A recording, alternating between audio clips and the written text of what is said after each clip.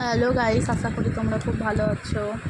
আমিও খুব ভালো আছি, আমার ছেলেও খুব ভালো আছে। আমার ছেলে পড়তে বসে বলছিল মা কুকুরটা দেখে কোথা পেয়েছেন, তাই দেখো দোকান থেকে গিয়ে বাবার সঙ্গে কুকুরে দিল, আমারটাও খাচ্ছি আবার ওরটাও খাচ্ছি। এদেরকে কী খাচ্ছ তুমি? কী খাচ্ছ?